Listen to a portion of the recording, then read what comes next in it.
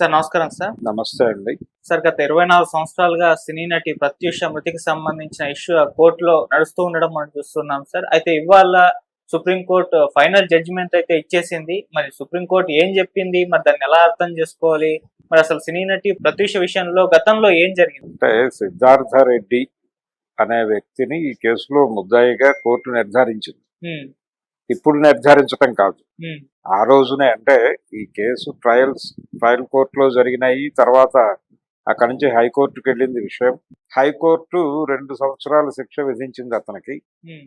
50,000 జరిమానా విధించింది. దాని మీద అతను కూడా అప్పీల్కి వెళ్ళాడు సుప్రీంకోర్టుకి. అంటే హైకోర్టు విధించిన శిక్ష నుంచి నాకు విముక్తి కల్పించండి అని అప్పీల్ చేసుకుని అప్పీల్ బెయిల్ మీద బయటకు వచ్చాడు అతను. హ్మ్. ఆవిడ మదర్ కూడా అప్పీల్ చేసింది సుప్రీంకోర్టుకి. హ్మ్. నా కూతురు కేసులో నాకు న్యాయం జరగలేదు అని. అప్పటి నుంచి అది హోల్డ్ లో ఉంది సుప్రీంకోర్టులో. హ్మ్. రీసెంట్ గా విన్నారు. రీసెంట్ గా సుప్రీంకోర్టులో ఆర్గ్యుమెంట్స్ జరిగినాయి. సరే ఫైనల్ గా హైకోర్టు విధించిన శిక్షని ఖరారు చేస్తూ హ్మ్. సుప్రీంకోర్టు ఈ రోజు తీర్పు వెలువరించింది. ఓకే. ఇది సిద్ధార్థ రెడ్డికి సంబంధించి. హ్మ్. సిద్ధార్థ రెడ్డి ఈ ప్రత్యూష ఇద్దరు కూడా కాలేజీ డేస్ వాళ్ళు స్టడీస్ లో ఉన్నప్పటి నుంచి ఫ్రెండ్స్. హ్మ్. వాళ్ళ మధ్య ప్రేమ ఉంది హ్మ్. అనేది ఒక ఎస్టాబ్లిష్మెంట్. ప్రేమ ఉంటే ఉండవచ్చు. ఈ ప్రయాణంలోనే అమ్మాయి సినిమాల వైపు ట్రావెల్ అయింది. తను ఇంజనీరింగ్ లో జాయిన్ అయ్యాడు. చాలా యంగ్ గర్ల్. తను ఇంటర్ చదువుతున్న టైంలోనే సినిమా ప్రవేశం. మోహన్ బాబు గారి రాయుడు అనే సినిమాలో ఆయన కూతురుగా నటించింది. రవిరాజ పినిశెట్టి డైరెక్టర్ ఆ సినిమాకి. నిజానికి అదే టైంలో శ్రీరాములయ్య సినిమాలో కూడా యాక్ట్ చేసింది తను. శ్రీరాములయ్య సినిమాలో కూడా తనది విషాద భరిత పాత్రే. ఆ పాట నేపథ్యంలోనే కలేకూరి ప్రసాద్ రాసినటువంటి కర్మభూమిలో పోసిన ఓ పువ్వ అనే పాట నడుస్తుంది ఆ సినిమాలో. అయితే విచిత్రంగా దాదాపు ఆవిడ జీవితంలో కూడా అలాంటి పరిస్థితే వచ్చింది. తను ఈ సినిమాల్లో నటించడం ద్వారా కొంత ఇమేజ్, పర్టికులర్గా రాయుడు సినిమాలో తన పెర్ఫార్మెన్స్కి మంచి మార్కులు పడ్డాయి. అందరూ ఈ అమ్మాయి చాలా బాగా చేస్తోంది, తెలుగు అమ్మాయి, తను స్క్రీన్కి బాగుంది, అలాగే నటన బాగుంది, ఇలా మార్కులు పడ్డాయి. పడిన తర్వాత అవకాశాలు వచ్చినాయి. మొత్తం 12 సినిమాలు ఏమో చేసింది. ఉదయ్ కిరణ్ సినిమాలో కూడా యాక్ట్ చేసింది తను, కలుసుకోవాలని అలాంటి టైటిల్తో వచ్చిన సినిమా. ఇలా నడుస్తూ ఉండగా ఈ సిద్ధార్థ రెడ్డి తన ఏరియాలో తను బిజీ అయ్యాడు. ఈ అమ్మాయి సినిమా నటిగా బిజీ అవుతోంది. ఈ అవుతున్న టైంలో ఒకరోజు అంటే తేజ గారు తీసినటువంటి జయం సినిమాలో యాక్చువల్గా హీరోయిన్గా ఈ అమ్మాయిని తీసుకుందామని అనుకున్నాడు ఆయన. ఏది ఆ సినిమాలో నటించిన హీరోయిన్ ప్లేస్లో అనుకుని తన్ని పిలిచారు ఆడిషన్స్కి. తను వెళ్ళింది. కన్ఫర్మేషన్ ఇస్తారన్నారు వాళ్ళు. ఆ రోజు కన్ఫర్మేషన్ వచ్చింది, జయం సినిమాలో హీరోయిన్గా మీరే చేస్తున్నారు అని. ఈ వచ్చిన టైంలో అమ్మాయికి వేరే షూటింగ్ ఏదో ఉంది, బెంగళూరు వెళ్ళాలి. ఈ బెంగళూరు ప్రయాణము ఈ హడావిడిలో ఉండగా ఫేషియల్ చేయించుకొస్తానని తన ఫ్రెండ్తో కలిసి అమ్మాయి బ్యూటీ పార్లర్కి వెళ్ళింది. ఈ పార్లర్కి వెళ్ళిన సందర్భంలోనే అక్కడికి సిద్ధార్థ రెడ్డి వచ్చాడని, సిద్ధార్థ రెడ్డి ఆ అమ్మాయితో ఏదో మాట్లాడాలని, వాళ్ళిద్దరూ ఏదో రైడ్కి వెళ్ళొస్తాం, నువ్వు ఇక్కడే వెయిట్ చేయమని ఈ అమ్మాయితో కలిసి వచ్చినటువంటి ఇంకొక అమ్మాయి, ఆ అమ్మాయిని అక్కడే హోల్డ్ చేసి వీళ్ళిద్దరూ వెళ్ళారు. ఆ తర్వాత ఆ అమ్మాయి తిరిగి రాలేదు. ఇది స్టోరీ. ఇది జరిగిన కథ. అయితే ఈ సిద్ధార్థ రెడ్డికి చాలా పరిచయాలు ఉన్నాయి, పొలిటికల్ లింక్స్ ఉన్నాయి అనేది ఆ తర్వాత బయటకు వచ్చినటువంటి విషయం. ఈ అమ్మాయిని తను తీసుకెళ్ళిన తర్వాత అక్కడ వేరే ఎవరో తన ఫ్రెండ్స్ ఉన్నారు, సిద్ధార్థ రెడ్డి ఫ్రెండ్స్ ఉన్నారని, అంటే అమ్మాయి బాడీ మీద ఉన్నటువంటి గుర్తుల్ని బట్టి తన మీద లైంగిక దాడి జరిగింది. లైంగిక దాడి జరుగుతున్నటువంటి సందర్భంలోనే అమ్మాయి తీవ్రంగా గాయపడిపోయింది, మరణించే పరిస్థితి. ఇది కండిషన్ అమ్మాయి. అయితే ఇక్కడ ఇదేంటంటే వీళ్ళిద్దరూ విషం తాగారు, ఇద్దరూ చనిపోవాలనుకున్నారు అనేది ఒక ఎస్టాబ్లిష్మెంట్ బయటకు వచ్చింది. అంటే ఇది ప్రేమ మరణముగా చిత్రీకరించి అతను బయటపడతాడు, ఈ అమ్మాయి చచ్చిపోతుంది. ఏది హాస్పిటల్కి వెళ్ళిన తర్వాత ఓకే. ఈ అమ్మాయి మరణిస్తుంది. అతను ట్రీట్మెంట్ తర్వాత బయటపడతాడు. కేసు ఆత్మహత్యగా రిజిస్టర్ అవుతుంది అని ఒక అద్భుతమైన స్కీమ్ చేసి, ప్లాన్ చేసి, డిజైన్ చేసి, పోలీసు వారితో కన్విన్స్ చేసి అలా కేసును డ్రైవ్ చేశారు అనేటువంటిది ఒక ఆరోపణ ఉంది. అంటే ఆ అమ్మాయి బాడీ మీద ఉన్నటువంటి గుర్తుల్ని బట్టి లైంగిక దాడి జరిగింది. అది ఎవరు చేసి ఉండాలి? సిద్ధార్థ రెడ్డి చేసి ఉండాలి, లేదా అతని ఫ్రెండ్స్ చేసి ఉండాలి. ఈ ఫ్రెండ్స్ కూడా ఉన్నారు ఆ టైంలో అనే దానికి కూడా కొన్ని ఆధారాలు ఉన్నాయి. వాళ్ళు చాలా సమాజంలో చాలా పలుకుబడి ఉన్నటువంటి వ్యక్తులు. అందులో అప్పటి హోంమంత్రి దేవేందర్ గౌడ్ గారి అబ్బాయి కూడా ఉన్నాడు అనేది ఆ రోజుల్లో పేపర్లలో దొర్లిన విషయం. ఉమ్మడి రాష్ట్రంలో చంద్రబాబు నాయుడు గారి పరిపాలన నడుస్తున్న రోజుల్లో జరిగినటువంటి సంఘటన. ఆ తర్వాత ఒక 2 yearsకి ఆయన పదవిలోంచి దిగాడు. 2002లో జరిగింది ఇన్సిడెంట్ ఇది. 2004లో ఆయన పదవి నుంచి దిగాడు. వైఎస్ రాజశేఖర రెడ్డి సీఎం అయ్యాడు. ఆ సందర్భంగా తన కూతురు మరణానికి న్యాయం జరగాలని ఈవిడ న్యాయ పోరాటం చేశారు, సరోజిని దేవి గారు, ఈ ప్రత్యూష మదర్. ఆ టైంలో వీళ్ళందరూ కన్విన్స్ చేసి ఫైనల్ గా వాళ్ళిద్దరిది ఆత్మహత్య చేసుకోవాలనుకున్నారు. ఇద్దరు పురుగుల మందు తాగారు. ఈ అమ్మాయి అంటే తన ఆరోగ్యము, తన బాడీ కండిషను, వీటన్నిటి రీత్యా జరిగిన డ్యామేజ్ అమ్మాయి తట్టుకునే పరిస్థితుల్లో లేక చనిపోయిందని, అతను తట్టుకోగలిగి బయటపడ్డాడనేది ఒక నేరేటివ్ని కల్పించారు. అయితే తను ఈ లైంగిక దాడి జరిగిన తర్వాత చనిపోయే పరిస్థితుల్లో ఉన్నప్పుడు ఆ అమ్మాయికి విషం పోసి, అంటే ఇది పోసినా పోయిపోయినా చనిపోయి ఉండేది. విషం పోసి తను కూడా కొంచెం కన్జ్యూమ్ చేసి అనుకున్న స్కీమ్ ప్రకారం అలా ఒక నేరేటివ్ని కల్పించడానికి అవకాశం కల్పించేలాంటి కథ ఒకటి అల్లి హాస్పిటల్లో చేరి అలా బయటపడ్డారు. ఎప్పుడైతే ఇది సస్పెక్ట్ ఉంది, కేసులో డౌట్స్ ఉన్నాయి అని అవతల వైపు నుంచి ఒక కదలిక మొదలైందో అప్పుడు ఇతన్ని కస్టడీలోకి తీసుకున్నారు. సిద్ధార్థ రెడ్డిని. అతను రకరకాలుగా ఇంట్రాగేట్ చేశారు, ఎవరున్నారు దీనిలో అని.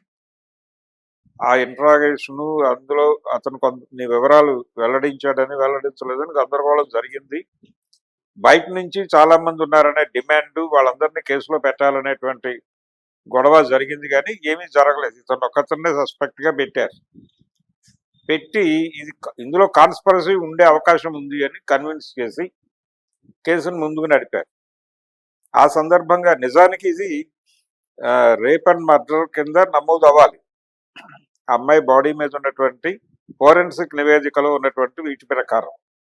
అయితే కోర్టు నుంచి ప్రతి సందర్భంలోనూ పోలీసులు కోర్టుని రకరకాలుగా డీవియేట్ చేస్తూ ఈ కేసుని డైవర్ట్ చేశారు.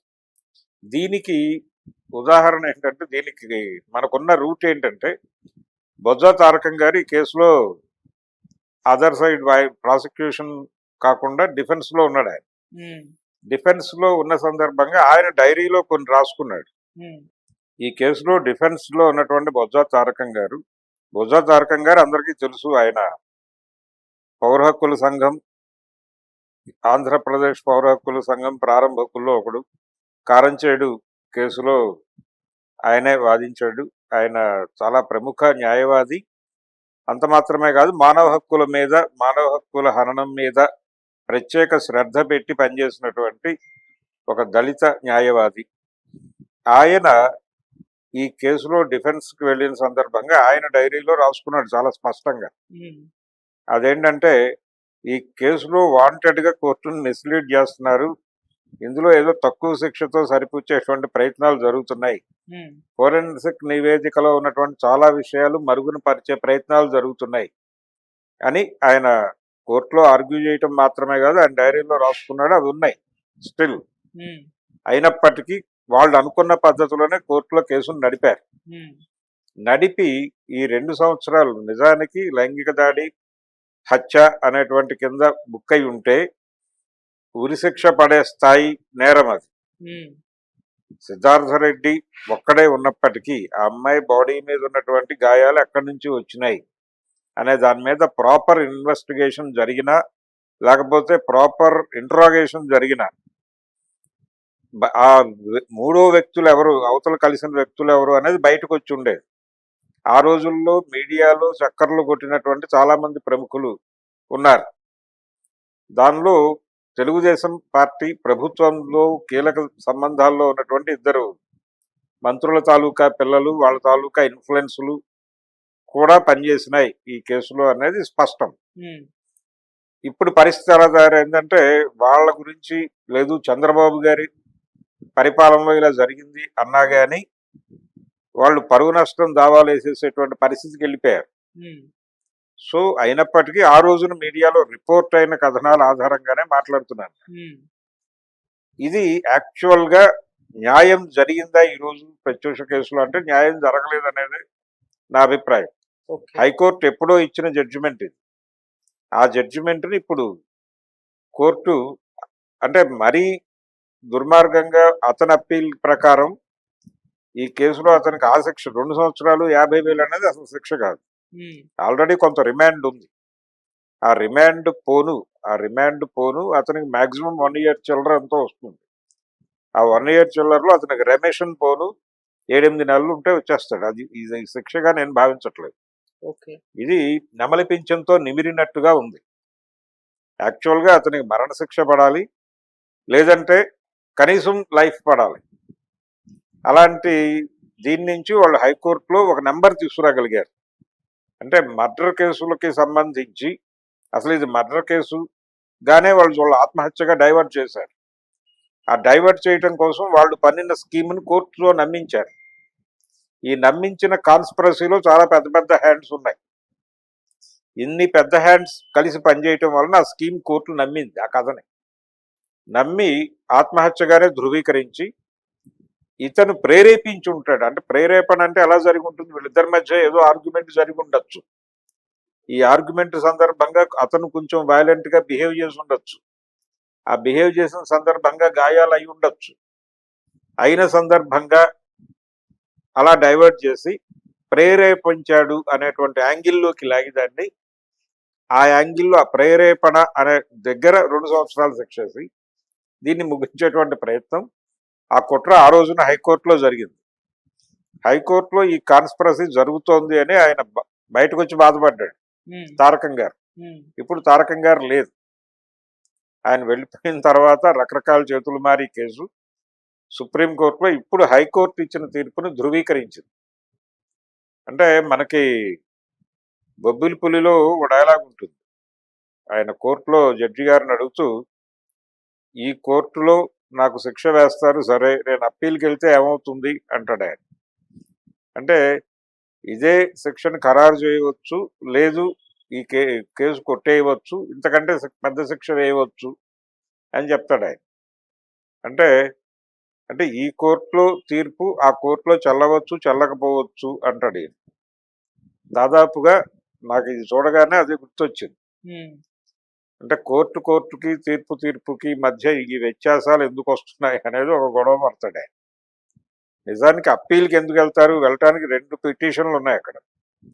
ఒక పిటిషన్ సిద్ధార్థరెడ్డి ఫైల్ చేసింది, అది అప్పీల్ బెయిల్ కోసం వాళ్ళ లాయర్లు కాన్స్పిరసీతో బ్రెయిన్ బిహైండ్ ఉండి వేసినటువంటి కంప్లైంట్. అది పిటిషన్ అప్పీల్. ఆ అప్పీల్కి వెళ్ళటం ద్వారా బెయిల్ తీసుకోవడం కోసం వెళ్ళారు.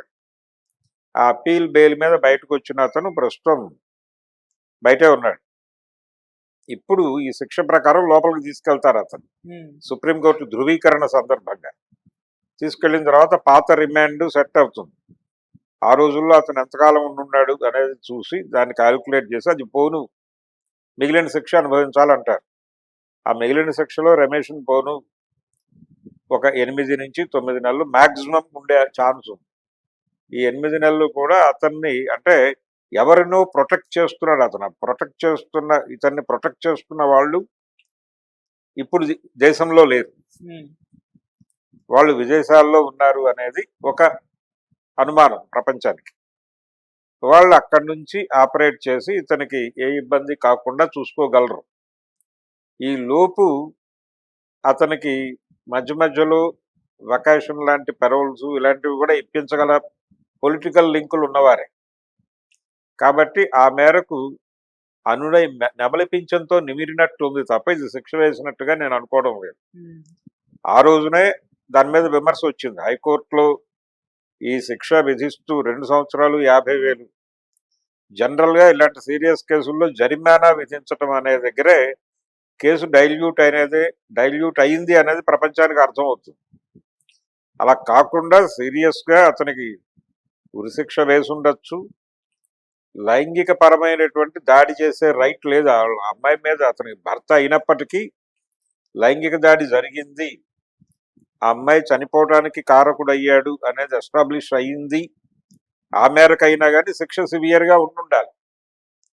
కానీ అలా జరగలేదు. కనీసం ఇది ఒక రకంగా ఆ అమ్మాయిని చంపడానికి ప్రయత్నం చేశాడు 307 కింద అనుకున్నప్పటికీ కనీసం 7 ఏళ్ళు శిక్ష పడి ఉండాలి. అది కూడా జరగలేదు. ఇదేది 302 కింద అది రిజిస్టర్ కాలేదు, 307 కింద కోర్టు పరిగణించలేదు. ఫైనల్ గా 2 ఏళ్ల శిక్షతో సరిపుచ్చారు. అక్కడే అన్యాయం జరిగింది. ఆ అన్యాయాన్ని ఇప్పుడు సుప్రీంకోర్టు వారు ధృవీకరించారు. ఆ ప్రకారం ఇంకొక 7-8 నెలల్లో ఆయన తలంటి పోసుకుని బయటకు వచ్చేస్తాడు. ఇక ఫర్దర్ గా ఈ కేసు విషయంలో అన్యాయం జరిగింది, ప్రత్యూషకి అన్యాయం జరిగింది అని మాట్లాడటానికి హక్కు కూడా ఉండదు ఇక ఎవరికి. ఎవరన్నా మాట్లాడితే అది కోర్టు వయలేషన్ కిందకి వెళ్తుంది. సో అలాంటి ఒక దారుణమైనటువంటి జడ్జిమెంట్ సుప్రీంకోర్టు నుంచి వచ్చింది. అందుకని వాళ్ళందరూ హ్యాపీ సెలబ్రేట్ చేసుకుంటూ ఉండుంటారు. ఆ రోజున మనం చాలా విజయవంతంగా ఒక క్రైమ్ నుంచి ఇలా డీవియేట్ చేసి కోర్టు నుంచి చాలా హ్యాపీగా బయటపడిపోయామని. ఇది యాక్చువల్గా తన లైఫ్ను బయోపిక్ చేయాలనేది ఆ మధ్య ఏదో ప్రయత్నం జరిగింది. ఈ బయోపిక్ లో ఇప్పుడు నేషనల్ క్రష్ గా చెప్పుకుంటున్నటువంటి రష్మికకి ఈ కథని చెప్పారని, తను యాక్సెప్ట్ చేసిందనో చేయలేదనో ఒక స్టోరీ రన్ అయింది ఈ మధ్యకాలంలో మీడియాలో. అయితే ఆ సందర్భంగా కూడా ఈ చర్చ వచ్చిందని, ఎలా దీన్ని నడపాలి అన్న దగ్గర ఒకవేళ అది లీగల్ గా జరిగినటువంటి ఒక బుల్డోజింగ్ ప్రోగ్రామ్ లో భాగంగా బయటపడ్డారు అనేది వాళ్ళు సినిమాలో ఎస్టాబ్లిష్ చేస్తే వాళ్ళు సఫర్ అవుతారు, వాళ్ళకి పరువు నష్టం వస్తుంది. అలా కాదు అని గనక కేసు నడిచిన పద్ధతిలో చేస్తే ఇందులో సబ్జెక్ట్ ఏమీ లేదు. ఇలాంటి ఒక గందరగోళంలో బహుశా బయోపిక్ పక్కన పెట్టుంటారనేది ఒక సందేహం. కనుక ఒక అమ్మాయిని తీసుకెళ్లి రేప్ చేసి చంపేసి సక్సెస్ఫుల్ గా బయటపడిపోయారు అందరూ అనేది మన అందరి కళ్ళు గప్పి, జరిగిన అన్యాయం నుంచి నేరం చేసిన వాళ్ళని కోర్టు ఎలా కాపాడుతుంది అనేది తెలుసుకోవాలంటే ఈ ప్రత్యూష వర్సెస్ సిద్ధార్థ రెడ్డి కేసు, సుప్రీంకోర్టులో వచ్చినటువంటి జడ్జిమెంటు, హైకోర్టులో వచ్చిన జడ్జిమెంటు, దానికి సుప్రీంకోర్టు వేసిన ధృవీకరణ ముద్ర, ఇవి చూస్తే చాలు భారతదేశంలో న్యాయం ఎవరి పక్షాన ఉందో చాలా స్పష్టంగా అర్థమైపోతుంది. ఇలాంటిదే ఇప్పుడు ప్రత్యూష కేసు గురించి మనం మాట్లాడుకుంటున్నాం. ప్రత్యూష కేసులో కూడా మధ్యలో ఒక డమ్మీ క్యారెక్టర్ని తీసుకొచ్చే ప్రయత్నం జరిగింది. అలాగే ఇలాంటి కేసే ఆ తర్వాత అంటే చంద్రబాబు తర్వాత అధికారంలోకి వచ్చిన వైఎస్ రాజశేఖర రెడ్డి గారి జమానాలో కూడా ఆయేషా మీరా మర్డర్ కేసు, ఇప్పటికీ ఆ కేసులో క్లారిటీ లేవు ఎవరికి. సత్యంబాబు అనేటువంటి పేరుతో ఒక షాడో పట్టుకొచ్చి అతన్ని బలి చేసి, అతనికంటే ముందు లడ్డు అనే పేరుతో ఇంకొక అతన్ని తీసుకొచ్చి బలి చేసి, ఇలా షాడో క్రిమినల్స్ ద్వారా కేసులు నడిపేటువంటి కుట్ర ఇక్కడ జరిగింది, అక్కడ జరిగింది. ఆయేషా మీరా కేసులో కూడా జరిగింది. అతన్ని సుదీర్ఘకాలం జైల్లో పెట్టి ఫైనల్ గా ఇతనికి ఏమీ సంబంధం లేదు అనుకుంటున్నాము అనే పద్ధతిలో కోర్టు వారు నిర్ధారించి బయటకు పంపించారు అతను. అదొక విచిత్రమైనటువంటి సందర్భం. అంటే కోర్టుల్లో న్యాయం ఎలా నడుస్తుంది అనటానికి ఆ కేసులో కూడా, ఇప్పుడు ఈ కేసులో ఎలాగైతే తెలుగుదేశం పార్టీ ప్రభుత్వంలో కీలక పదవుల్లో ఉన్నటువంటి మంత్రి హోదాలో ఉన్నటువంటి వాళ్ళ పిల్లల తాలూకా ప్రమేయం ఉందని వార్తలు వచ్చాయో, అలాగే అక్కడ కూడా ఆయేషా మీరా కేసులో కూడా కోనేరు రంగారావు గారి మనవాళ్ల దిశగా రాడార్ తిరిగింది. అప్పుడు ఆయన తిరువూరు నియోజకవర్గానికి ప్రాతినిధ్యం వహించేవారు. కోట్ల విజయభాస్కర్ రెడ్డి గారి కేబినెట్ లో ఉప ముఖ్యమంత్రిగా ఉన్నారు. వైఎస్ కేబినెట్ లో కూడా ఆయన కీలక పదవిలో ఉన్నారు. అలా ఆయన మనవాళ్ళు రాడార్లోకి వచ్చారు. వాళ్ళకేదో లైట్ డిటెక్టర్ తరహా టెస్టులు కూడా ఏవో జరిపారు. విమర్శల మేరకు ఏవీ లేవని చెప్పి తేల్చారు, ఆధారాలు ఏవీ లేవని. ఇది ఈ రోజుకి మిస్టరీనే. ఈ రోజుకి తేలలేదు. ఇదేమో సుప్రీంకోర్టులో అన్యాయం అయిపోయిన కేసు ఇది. దానికి ఈ రోజు వరకు ఆ కేసులో న్యాయం జరగలేదు. వాళ్ళు కూడా చాలా సందర్భాల్లో ప్రతి ప్రభుత్వం ముందుకి వెళ్ళి, అయ్యా మా కూతురి మరణానికి న్యాయం చేయండి అయ్యా అని, ఎవరు చంపారో కనీసం తేల్చండి అయ్యా అని చెప్పి బతిమాలుకుంటూనే వచ్చారు వాళ్ళు.